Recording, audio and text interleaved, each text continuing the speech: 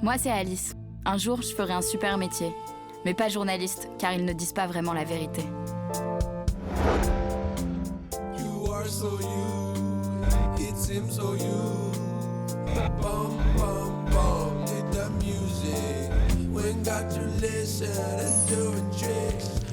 Là, si je lis La Voix du Nord, le quotidien régional, c'est juste pour préparer un cours qu'on a sur les médias. N'oubliez pas, votre point de départ de l'enquête, c'est les journalistes distillent la vérité. Donc il faut que vous trouviez des choses pertinentes dans les journaux que vous avez, que vos camarades font pareil, pour que vous ayez des questions avec des faits appuyés. Histoire, géographie. Conférence sur le camp britannique. Moi, je me demandais qui validait le journal et est-ce que la région avait son mot à dire ou pas. Ok, donc toi, tu penses que peut-être le journal est validé par les politiques et qu'ils n'ont pas le droit de tout écrire dans le journal? Bah, je pense. Ok. Il y a eu un article comme quoi il y a un député qui est venu dans l'école et j'aimerais bien savoir si c'est l'école ou le député qui a payé pour passer dans le journal. Ok, donc tu penses qu'il y a un des deux qui a payé pour faire venir le journaliste, faire la photo, écrire l'article? Oui. Ok. Moi, dans un extrait de journal, j'ai vu la promotion du Burger King, de l'ouverture d'un Burger King dans une petite ville, et je trouve que ça fait un peu pub en fait. Ok, donc toi tu te demandes si l'article c'est pas quelque chose qui a été payé par Burger King pour qu'on parle de l'ouverture du restaurant dans cette nouvelle ville. Ok, on pourra leur demander. Allez, c'est parti. À Calais, la rédaction locale de La Voix du Nord est pas trop loin du lycée.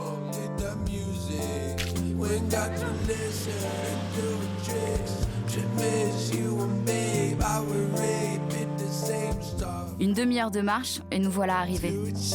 Juste au moment où commence la conférence de rédaction du matin.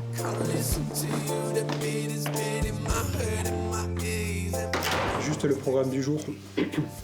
Parmi les sujets principaux, il y a le déplacement de Natacha Bouchard en Chine. On est un peu sceptiques, nous. C'est pour ça que Ariane parle d'un serpent de mer.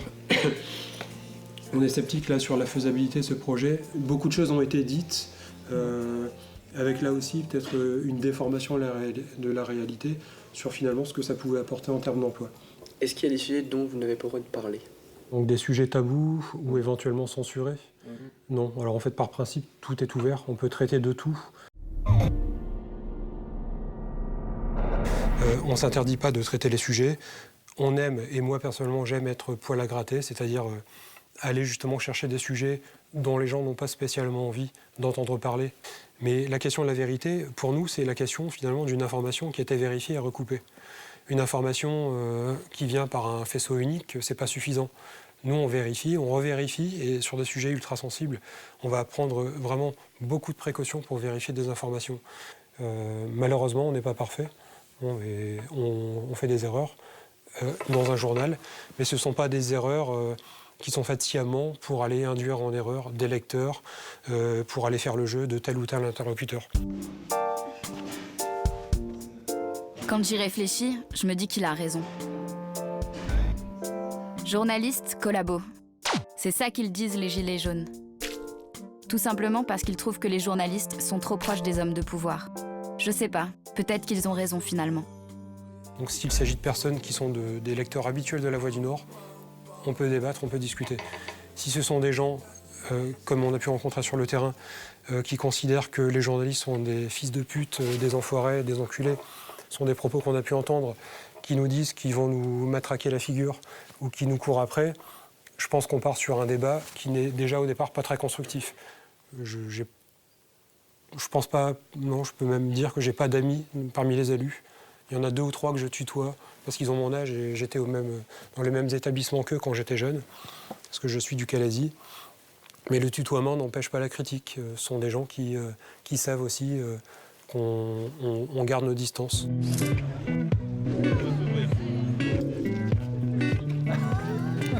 Donc c'est un espace qui sert à quoi alors? Ouverture d'une ferme urbaine, reportage de terrain pour nous et pour Isabelle.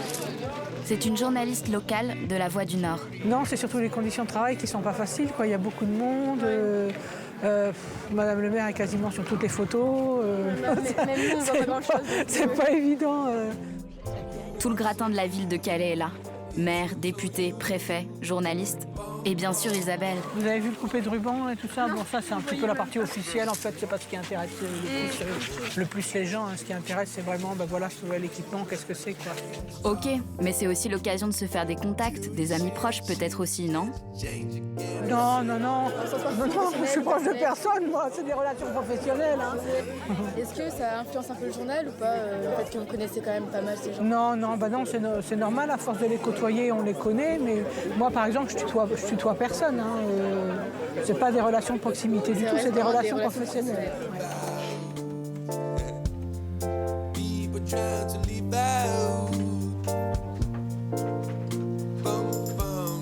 Vous n'avez pas peur des fois de vous faire un peu recaler Ouais.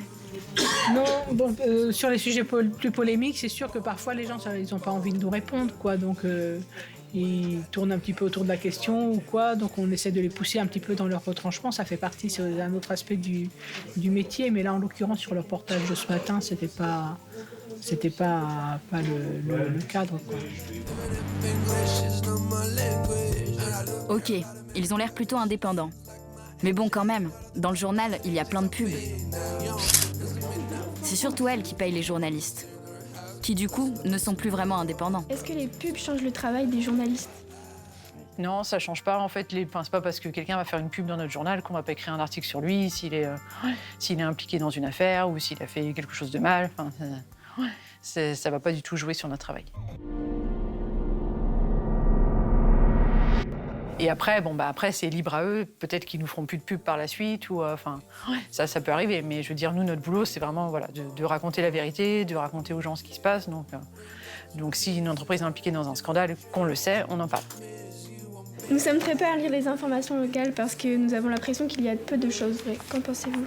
Ah si, nous, tout ce qu'on écrit, c'est vrai. On peut faire des erreurs, on peut se tromper comme tout le monde, mais vraiment, notre but, c'est vraiment d'écrire la vérité, de raconter ce qu'on a vu, de témoigner d'une situation qu'on a vue, de quelque chose. Enfin, si les gens nous ont raconté quelque chose, on va l'expliquer.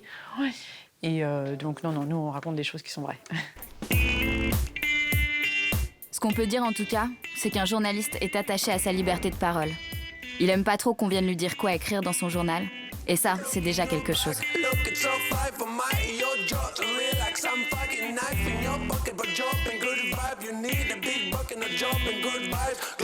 En tant que journaliste, faut savoir ce que tu dis, il faut vraiment savoir les questions que tu vas poser, faut être vraiment prêt. Il y a beaucoup de travail derrière et on se rend pas forcément compte. Nous, on a été sur le terrain et on a vu qu'il fallait tout le temps bouger, il fallait suivre, entendre toutes les informations malgré le bruit. C'est difficile. Nous sommes très peu à lire les informations locales. Est-ce que il y a... Désolée.